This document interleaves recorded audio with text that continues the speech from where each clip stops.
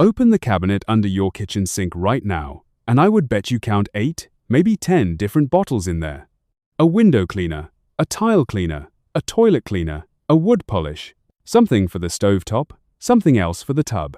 At $5 a bottle, that is $40 or $50 sitting under one sink, and half of those bottles are just the same, 3 or 4 ingredients, wearing a different label and a much fancier price tag. My grandmother never owned a single one of those bottles. She cleaned this whole farmhouse, top to bottom, kitchen to attic, with 3 plain things that together cost less than $10 and lasted her the better part of a year. And I will tell you plainly, her house was cleaner than most I have walked into that keep a whole cabinet full of sprays. Name is Amos Miller. Today I am walking you through this house, room by room, the way the old Amish households actually did it. By the end, you will know exactly what to mix, and in what amounts, for the counters, the bathroom, the floors, the windows, and the laundry, using nothing but vinegar, baking soda, and a plain bar of soap. I am also going to mix the one all-purpose spray right here in this kitchen that handles most of what you clean in a week. I will tell you about a habit my grandfather's whole generation had that most folks these days have completely forgotten, the kind that kept a house smelling clean without one single air freshener plugged into a wall. And I will tell you plain and clear, near the end, the one thing you should never, ever mix together, because 2 of these old ingredients turn dangerous the moment you combine them wrong. Stick with me to the end, because that last part is the one that saves you the most money, and maybe a trip to the doctor besides. Let us start where most of the mess in a house actually happens, the kitchen. For counters, cutting boards, and the stovetop, you do not need 3 different bottles. You need 1 jar, and here is what goes in it.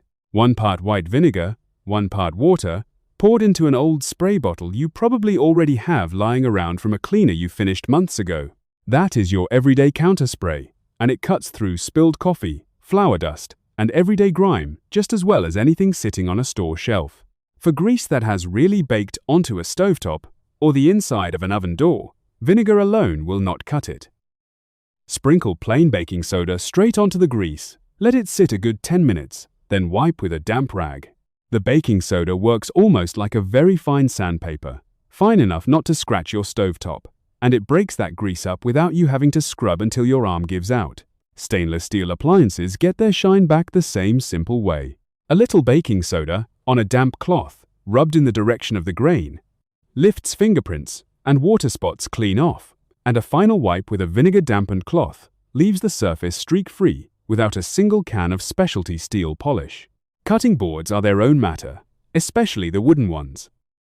Once a week, rub the whole board down with half a lemon dipped in coarse salt. The salt scrubs out the small grooves a knife leaves behind, and the lemon cuts the smell of onion and garlic that likes to hang around in wood. Let it sit 5 minutes, then rinse and stand it up to dry, not flat, so water does not pool and warp the wood over time. And if your kitchen sink drain has started running slow, a half cup of baking soda poured straight down, followed by a half cup of vinegar, then a kettle of boiling water 10 minutes later, clears most everyday kitchen clogs without a single harsh drain chemical.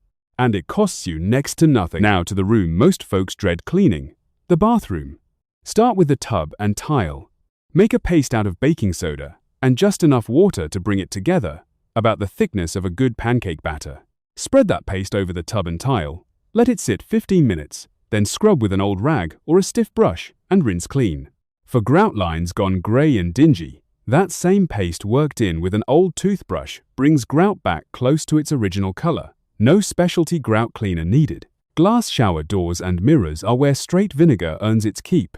Wipe the glass down with vinegar on a soft cloth, then buff dry with a sheet of newspaper instead of a paper towel. The old-timers used newspaper because the print does not leave behind the little lint fibers a paper towel does, and you get a streak-free shine for the cost of a paper you were going to recycle anyway. A showerhead or faucet gone crusty with hard water buildup comes clean with a simple soak. Fill a small bag with plain white vinegar, tie it around the showerhead so the vinegar covers the nozzle, and let it sit overnight. By morning, the mineral deposits wipe away with barely a rub, and the spray runs strong again. Mildew along the shower curtain or the caulking is best handled with straight white vinegar in a spray bottle, sprayed on and left a full hour before you rinse. For anything more stubborn that keeps creeping back, A small amount of borax dissolved in warm water, wiped along the cork line, keeps mildew from returning nearly as fast. I want to say this plainly though. Keep borax up out of reach of children and pets, and wear a glove when you are handling it directly, the same respect you would give any cleaning powder in the house. For the toilet, baking soda sprinkled around the bowl, followed by a cup of vinegar poured in and left to fizz a while before you brush, handles the waterline ring that builds up over time, no harsh chemical smell filling up the bathroom behind it. For wood floors, mix 1 part vinegar to 3 parts warm water, damp mop, never soaking wet, since standing water is still a wood floor's worst enemy. For wood furniture, a half cup of olive oil mixed with a 1/4 cup of vinegar, worked into the wood with a soft cloth, brings out the grain and shine the same as a store-bought polish without the waxy buildup some of those leave behind after a few months. Walls and baseboards that have picked up scuff marks and handprints clean up with the same baking soda paste from the bathroom, worked in gently with a damp cloth, then wiped dry. And windows get the 1-to-1 vinegar and water mix from the kitchen, wiped with a lint-free cloth, or again, newspaper for the finishing pass. For upholstered furniture and mattresses that have picked up a stale smell, a light sprinkling of plain baking soda across the whole surface, left to sit at least 20 minutes, then vacuumed up, pulls the odor out of the fibers instead of just covering it with a scent. Now, laundry is where I want to tell you something my grandfather's whole generation understood, that most folks these days have forgotten entirely. They did not own a clothes dryer. Every sheet, every shirt, every diaper they owned went out on a line in the sun. And it turns out the sun was not just drying those clothes. Direct sunlight is a natural disinfectant, breaking down odor-causing bacteria, and even helping lift certain stains right out of white fabric, especially old cotton and linen, better than most folks give it credit for today. I still remember standing next to my grandmother at the clothesline as a boy, handing her clothespins one at a time while she hung the wash. She used to say the wind and the sun did half her work for her, for free, while she got the rest of the day's chores done. If you have got a yard, even hanging just your whites out for a single sunny afternoon once a week will keep them brighter than a bottle of whitener ever will, and it costs you exactly nothing. For the wash itself, half a cup of plain white vinegar added to the rinse cycle softens fabric and cuts the soap residue that makes towels go stiff over time, doing the same job as a bottle of fabric softener for a fraction of the cost. And for a crisp collar without a can of spray starch, a tablespoon of cornstarch dissolved in a spray bottle of water, misted on before ironing, presses out just as stiff. Now let me actually show you the one spray I use more than anything else in this house, the all-purpose mix I mentioned back at the start. Take a clean spray bottle, pour in equal parts white vinegar and water.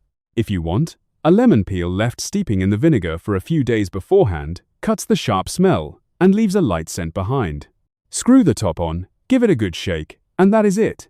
One bottle, maybe 50 cents worth of ingredients, handles your counters, your glass, your bathroom tile, and most everyday spills in this entire house. For the house in general, a small dish of baking soda left in the back of the refrigerator, or a cloth sachet of dried herbs, cedar shavings, or whole cloves tucked into a closet, keeps things smelling clean for weeks without a single plug-in air freshener running up your electric bill.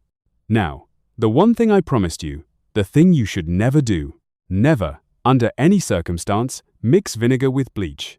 And never mix baking soda or vinegar with ammonia. Vinegar and bleach together release a gas that can hurt your lungs badly in a closed bathroom. And it is simply not worth the risk when everything I have shown you today works just fine on its own, one ingredient at a time. Keep your cleaners simple, keep them separate, and always crack a window or run a fan while you are working, especially in a small bathroom. One more word of caution before we wrap up. Vinegar's acid is hard on natural stone, so keep it away from marble or granite counters. A plain dish soap and water will treat those just fine. And always test any new mix on a small hidden spot first, whether it is a countertop, a piece of upholstery, or a colored fabric, before you go over the whole surface. Before you go, here is the one habit that ties this whole video together and saves you more money than anything else I have shown you today. Instead of a cabinet full of bottles, keep 3 jars on a shelf by your kitchen sink. 1 jar of baking soda, 1 jug of white vinegar, and 1 bar of plain soap, or a bottle of castile soap if you would rather have it liquid. That is your entire cleaning cabinet, for under $10, refilled maybe 3 or 4 times a year. Let me run back through what we covered today. Counters and glass, equal parts vinegar and water. Baked on grease and grout, a baking soda paste left to sit before scrubbing. The tub and tile, that same paste. Mildew, straight vinegar, or borax for anything stubborn, kept well away from children and pets. Wood floors and furniture, vinegar cut with water, or an olive oil and vinegar polish for the furniture.